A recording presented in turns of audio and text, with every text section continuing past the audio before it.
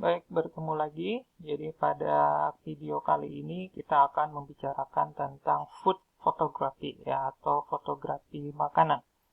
Fotografi makanan merupakan salah satu genre dalam fotografi yang cukup menantang. Jadi fotografi ini seperti melukis, Anda memulainya dengan kanvas yang kosong. Kemudian Anda membangun dari satu elemen ke elemen yang lainnya untuk membentuk foto Anda hingga mencapai keseimbangan yang sempurna. Segala bagian dari foto tersebut merupakan sebuah keputusan dan setiap bagian tersebut ditempatkan dengan hati-hati oleh fotografernya. Fotografi makanan juga merupakan hal yang penting dalam bisnis makanan. Jadi kalau kita lihat misalnya, setiap restoran baru hampir muncul di dalam waktu yang berdekatan. Dengan begitu, dengan kata lain, kompetisi dalam industri makanan itu sangat tinggi. Oleh sebab itu, mereka harus menarik perhatian pelanggan, tidak cukup hanya dengan menuliskan nama dari menu saja. Oleh sebab itu, mereka perlu menarik pelanggan dengan foto. Dan foto itulah yang akan menentukan apakah pelanggan mereka itu ingin mencoba menu tersebut atau tidak. Selain itu juga, ketika mereka melihat foto tersebut, itu akan menjadi bahan mereka untuk memutuskan mana menu yang akan mereka pilih. Nah, ketika kita ingin membuat fotografi makanan ini, kita perlu menyadari apa yang menjadi kekuatan dari makanan yang ingin kita foto.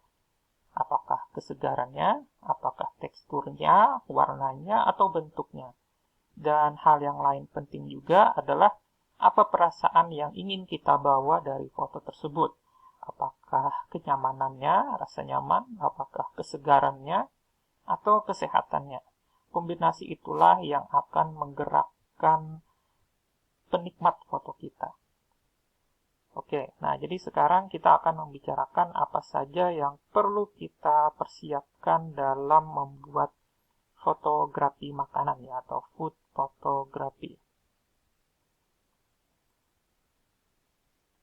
Baik, hal pertama yang perlu kita perlihatkan atau kita perhatikan tentu saja adalah makanan tersebut jangan dimakan dulu. Jadi ada saran dari fotografer yang pernah saya baca bahwa ketika Anda ingin memfoto fotografi makanan ini, jangan mengambil foto dalam keadaan lapar. Karena fotografer mungkin akan tergoda untuk menikmati makanannya sebelum Anda menghasilkan foto yang Anda inginkan. Jadi cara Anda menyusun makanan itu akan memberikan dampak yang besar pada hasil akhir. Komposisi merupakan kunci dalam fotografi makanan. Dan posisi setiap elemen dalam layar itu akan menentukan ya. Jadi ketika Anda sudah menyusun elemen-elemen tersebut, pastikan juga jangan sampai ada tumpahan makanan atau saus di ujung piring dan latarnya. Kalaupun ada, bersihkan mereka ya. Jadi jangan sampai itu ada di foto. Jadi hal-hal seperti itu merupakan gangguan dalam foto yang ingin kita buat. Nah, kemudian yang selanjutnya adalah fotolah makanan tersebut dalam jarak yang dekat. Jadi sebagaimana pernah kita diskusikan sebelumnya, ketika foto Anda belum bagus berarti foto Anda belum dekat. Namun meskipun demikian, ada beberapa hal yang perlu kita perhatikan dalam posisi seperti itu. Jadi berikanlah penonton Anda, penikmat foto Anda itu ruang, ya dalam tanda kutip ruang untuk bernapas. Jangan zoom semuanya, jangan sampai hanya makanan saja dalam foto Anda. Berikanlah ruangan itu dalam foto Anda. Foto yang dekat itu akan menghasilkan foto yang luar biasa dalam fotografi ya. Tapi foto ini bukan hanya soal itu ya, tapi memberikan koneksi dengan makanan. Jadi penikmat foto Anda bukan hanya ingin melihat sekedar remah-remah dari kue yang kita foto, tapi juga memberikan koneksi ya dengan mereka. Nah, kemudian di samping itu juga hal yang perlu kita perhatikan tentu adalah soal cahaya. Dalam fotografi, cahaya itu adalah raja ya. Jadi dalam semua genre fotografi, cahaya itu adalah raja, termasuk juga dalam fotografi makanan ya. Bagi fotografer profesional, mungkin mereka akan menggunakan berbagai macam alat seperti strobe, flash, dan seterusnya. Karena cahaya yang rendah, cahaya yang kecil itu akan menghancurkan hasil dari foto kita. Jadi pastikan jangan sampai cahaya itu kurang ya atau tidak bagus dalam foto yang ingin kita buat. Nah, ada tips yang sederhana yang bisa kita lakukan. Jadi bisa menggunakan yang disebut dengan natural light ya atau cahaya alami. Jadi biasanya mereka meletakkan menu tersebut, makanan tersebut di samping jendela sehingga cahaya alaminya didapat dari jendela. Hal seperti itu sederhana tapi biasanya cukup efektif untuk menghasilkan foto yang bagus ya. Nah, di samping itu juga perhatikan juga latarnya. Latar yang indah akan mentransformasi foto makanan Anda. Tapi perhatikan juga bahwa makanan kita adalah bintangnya. Kalau Anda tidak yakin atau masih bingung bagaimana cara memilih background yang tepat, cobalah cari inspirasi dari majalah makanan atau buku masak ya. Jadi hati-hati jangan sampai nanti dalam foto kita ada refleksi cahaya yang justru mengganggu foto kita ya. Kemudian ketika kita memfoto dari depan ya, perhatikan juga background, latar depan, latar belakang, kemudian foreground juga latar mukanya ya. Anda bisa mengisi ruang-ruang kosong itu dengan berbagai macam bumbu ya. Jadi seperti saus, minyak, alat-alat masak. Karena hal tersebut bisa memberikan cerita bahwa makanan itu berasal dari sana ya. Asal muasal makanan itu, cara membuatnya itu bisa menceritakan hal tersebut. Tapi meskipun demikian, ketika sendok ya atau serbet itu justru mengganggu, jauhkan dari foto.